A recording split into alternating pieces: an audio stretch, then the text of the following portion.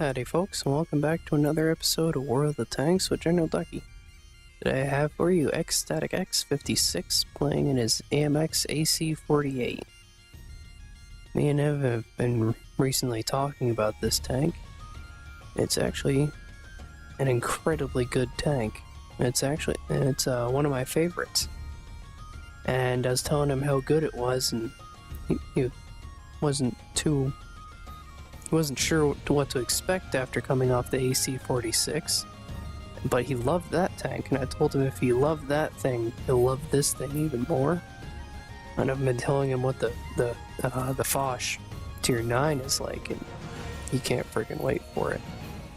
Anyways, he spawned on Westfield, North Spawn,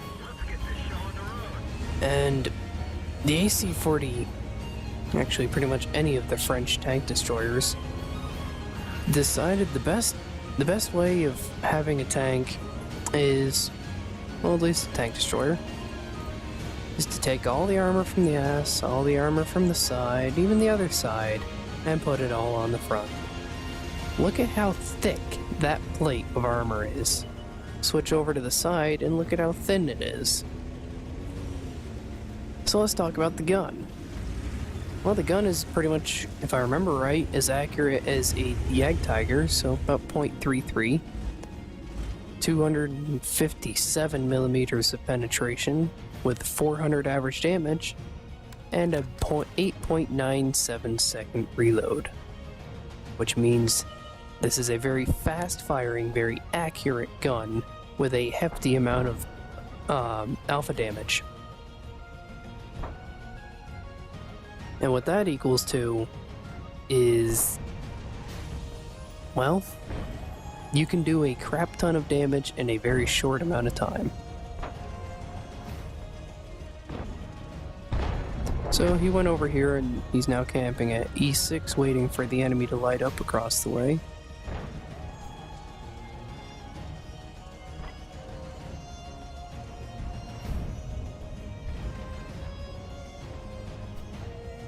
An average damage of 400 with a 8.97 second reload means this tank can do an average damage of 2,676 damage per minute.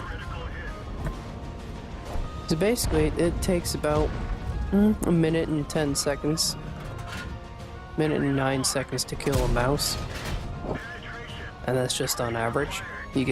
You can get shells like that, which do 489. Now, just because the tank has incredible accuracy doesn't mean it's always working.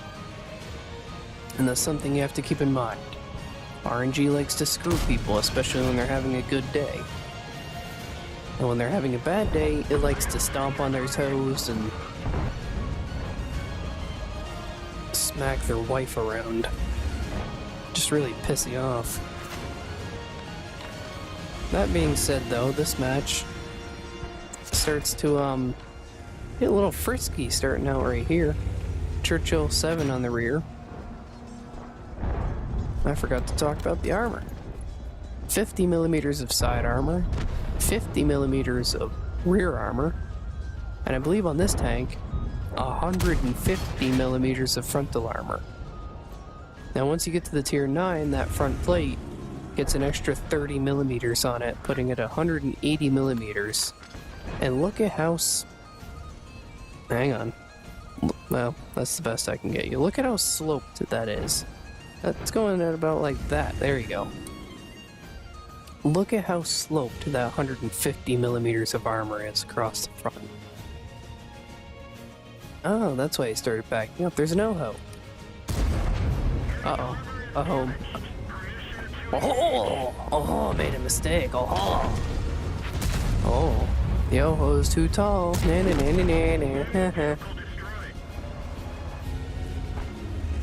He shuts down the Oho before he can cause any real ruckus.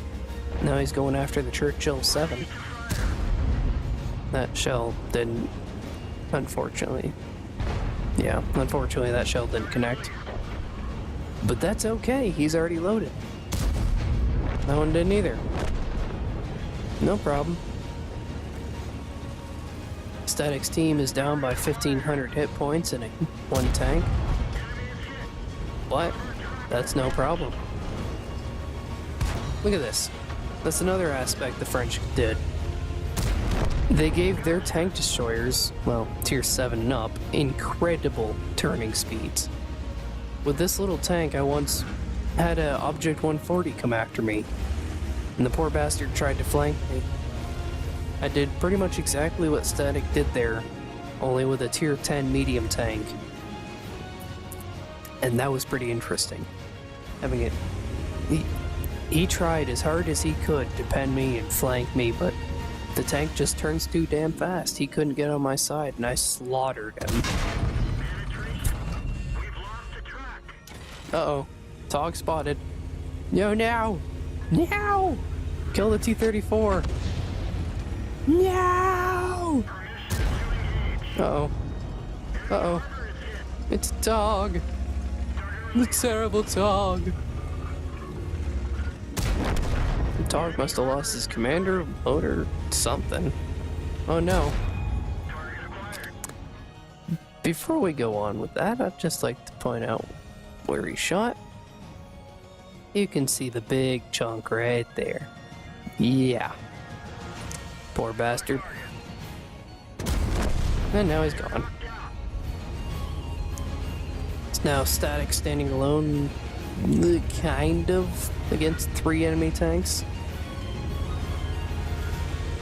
He has already picked up a hefty amount of damage. But where's the SU-100Y? He was last spotted over in E1.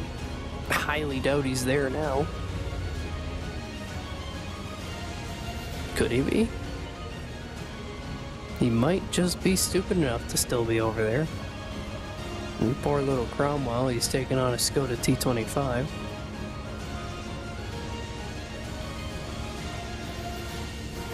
As our AMX 12T runs back and cowers next to the artillery, our Skoda gets shut down, or our Cromwell gets shut down by a Skoda T-25.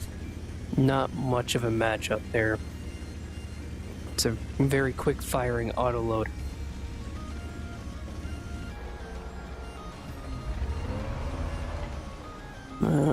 He's gotta be back here somewhere. This would have been an entirely different replay if that had killed him.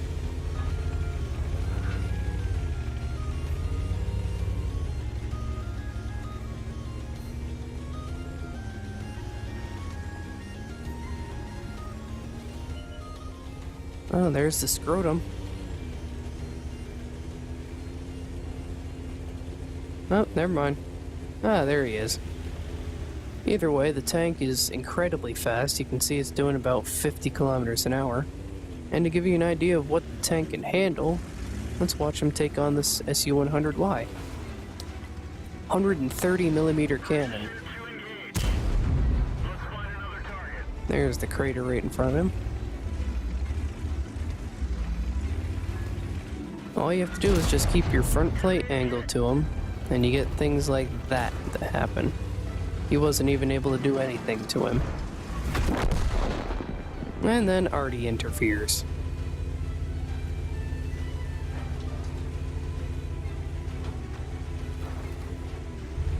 Stealing his kill. I know why artillery's here. They're here to keep people from camping. But honestly, they're doing the exact opposite. They're forcing people to camp. And, you could argue that artillery's lost its point to be here. You could argue that artillery should be removed. You could also even argue that artillery needs a buff. Well, I personally feel that artillery... they need to do less damage and have a faster rate of fire. You need, I'd say, you know, like an M40-43. He should be doing around 600, 700 damage a shot and have like a 30-second reload. Yeah. You're gonna be pissed off for a long time, but that's what you get. That's what needs to be rebalanced with artillery. It doesn't need to be removed. It just... I don't know. They just need to change something because the system running with it right now isn't working. I've literally driven out going full speed 70 kilometers an hour and had my, well, stuff like that. Yeah, he was aimed in. Yeah, at that time it's acceptable. But other times, that 12 feet where I've been, he picks up his 5th kill. Other situations that I've been in, I would have been that 12T, coming down this mountain doing about 65 kilometers an hour, fly alongside of him, and he gets a lucky shot out and smacks me right in the turret. Or I could have been all the way up here in A6 and have him still be down here in K7. I'm doing 60 kilometers an hour, zigzagging all over the map. He takes a pop shot and smacks me. It's stuff like that are why I don't like artillery much anymore. Either way, despite my hatred of artillery, that was still a pretty good match. Static picked up, I believe that's his first ace tanker in the AC-48. He also picked up a bruiser, duelist, fighter, fire for effect, shell-proof, and a high caliber. He received over 35,000 silver and just under 5,000 experience. He was top for damage kills and experience on either team. He fired 19 shells, hit 12, penned 11, did 3,867 damage, 489 of which was from over 300 meters.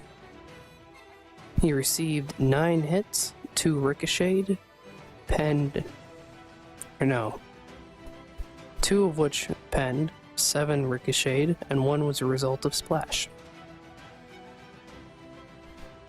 He blocked 1,530 damage, damaged 7 enemy tanks, killed 5. And after taxes, he still pocketed just under 7,000 silver. Not bad for just over a 9-minute battle. Thank you all for watching. I really appreciate all of your views. I hope you enjoyed this video. If you have any comments or suggestions, feel free to leave me a comment below. I read each and every one of them. I'd also really appreciate it if you guys would share this video or my channel if you enjoyed either of them with your friends. I immensely appreciate it, and it greatly helps out my channel by motivating me to make more. My goal is to reach 100 subscribers, but I can't do it without help from you guys. But, as always, thank you for watching, and I'll catch you on the next one. Happy battles!